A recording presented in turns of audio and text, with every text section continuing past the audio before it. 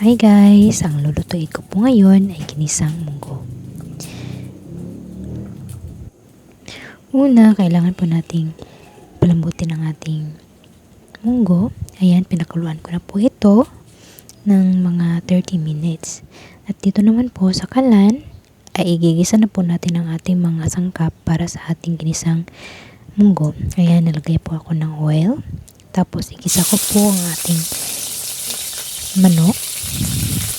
Sigurunin po natin itong maluto. Gisa-gisa lang.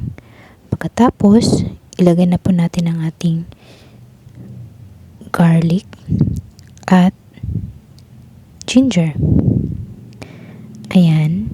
Halu-haluin hanggang sa maluto po ang ating manok at ang ating condiments. Pagkatapos po nating maluto ang ating manok, ilagay na po natin ang ating mga gulay. Ang gulay po na aking nilagay dito ay mixed vegetables, gaya ng sayote, carrots, kalabasa, string beans, at cabbage. Konting gulay lang po ay okay na. Ayan. Naisalalang ko na po ang ating gulay at ngayon ay atin naman po itong igisa. Haluin ng mabuti hanggang maging half cook lang po muna ito. Kasi po, mamaya ilalagay po natin ito sa ating pinakuloang munggo at doon po natin itong i-continue na lutuin. Halu-haluin lang po natin ng mabuti.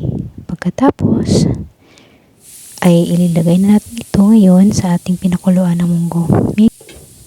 Make sure po na ating munggo ay malambot na before po natin ilagay ang ating mga ginisang sangkap. Ayan. At ito po ay malambot na po ang ating munggo kaya inilagay ko na po ang ating mga ginisang gulay. Pagkatapos, halu-haluin lang po ito hanggang ma-mix po natin ng maigi. Ayan. Pagkatapos, ilagyan po natin ng beef cubes. Nilalagyan ko po ito ng isang beef cubes.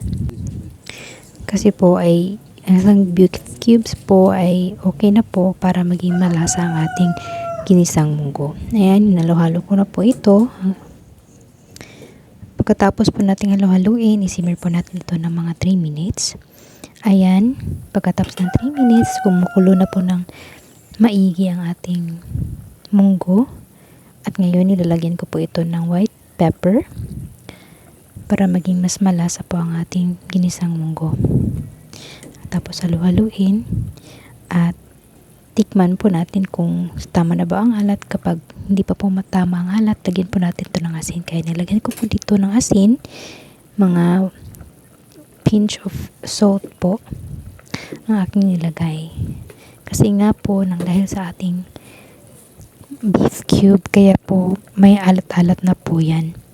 So, maliit na po na salt na lang po ang aking nilagay. Pagkatapos po nito, ay tinakpan ko po ito ng ulit at inisinimmer ko po siya ng mga 5 minutes hanggang maluto po ang ating mga gulay.